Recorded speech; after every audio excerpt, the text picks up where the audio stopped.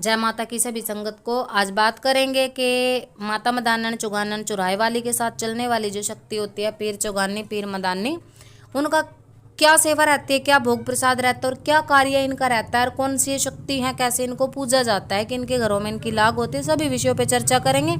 तो वीडियो में अंत तक बने रहें। अगर आपको जानकारी पसंद आती है तो चैनल को, वीडियो को लाइक जरूर कर दिया करें, सब्सक्राइब किया करें और वीडियो को अंत तक देखा करें, क्योंकि आधी अधूरी जानकारी हमेशा नुकसानदायी होती है।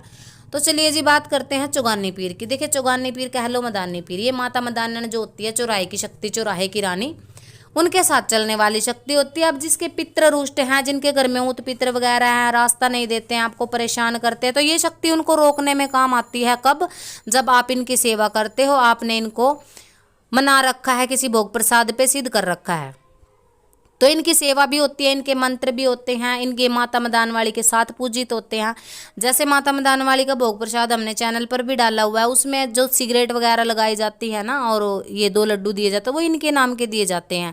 अब जब भी आप चौराहे वाली माता का भोग लेकर के जाते हो तो पीर चुगानी के नाम का उसमें या तो 5 बताशे या 2 लड्डू जरूर लेकर के जाया करें। अगर आप हलवा लेके जाते हो तो थोड़ा सा उसमें से निकाल कर इनके नाम का जरूर रखा करें, अगर स्थान है तो भी, अगर स्थान नहीं है तो माता के स्थान पर ही उनका नाम लेकर के उनके भोग में से इनको भोग दिया करें। क्योंकि अगर आप माता चुगान वाली को पूजते रहते हो और इनके नाम का नहीं देते हो तो आपका कोई भी कार्य नहीं बनता। अब कुछ लोग तो देखो सबल सिंह बावरी को पीर चुगानी कह देते हैं, कुछ लोग ये जो बाबा फरीद शेख होते हैं, पीरों की कैटेगरी में ये आते हैं। इनको माता का प्रेत भी कहा जाता है ग्रामीण इलाकों में। जैसे हमारा एरिया है तो यहाँ इसको पीर नहीं बोला जाता, यानी कि माता का प्रेत ही कहा जाता है, कि माता का प्रेत होता है ये इनके नाम का। जैसे कोई हुक्का भी लगाता है जिनके घर में इनकी होती है लाग, और कई लोगों के घर में इनके नाम का मुर्गा भी बनता है, मुर्गे की भेंट लेते हैं ये। कईयों के यहाँ जिंदा जाता है और कईयों के यहाँ पकाकर खाने का रिवाज होता है।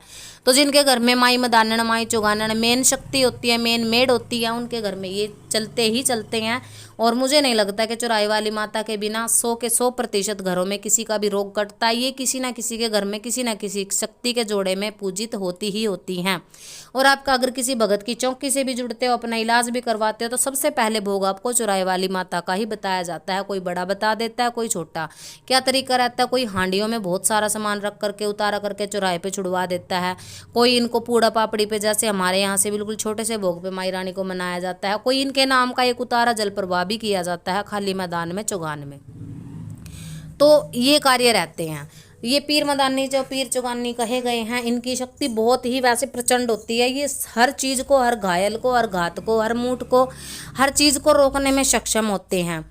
अब जो लोग इनकी सेवा साधना कर लेते हैं, गुरुमुखी जो इनका मंत्र होता है उस मंत्र से इनको जागृत कर लेते हैं, तो उनकी हर तरह से चढ़ाई ये करते हैं। तो ये जानकारी है पीर मदानी पीर चुगानी के बारे में। जिनके घरों में ये पूजित हैं, अपने अपनी लाग के हिसाब से इनकी पूजा सेवा किया करें। अब जो लोग माता चौराहे वाली की सेवा करते हैं, जैसे आपने 21 दिन की माता रानी की सेवा कबूली है कि मैं माता रानी को 21 दिन सींचने के लिए जाऊंगा, तो अगर आप माँ के 5 पतासे लेके जा रहे हो तो 2 पतासे आपको रोजाना इनके भी चढ़ाने हैं। और इनके नाम की सिगरेट चढ़ा के आए थान पे, अगर जला के रख सकते हो तो बहुत अच्छा, नहीं तो आप ठंडी सिगरेट रख के आओ।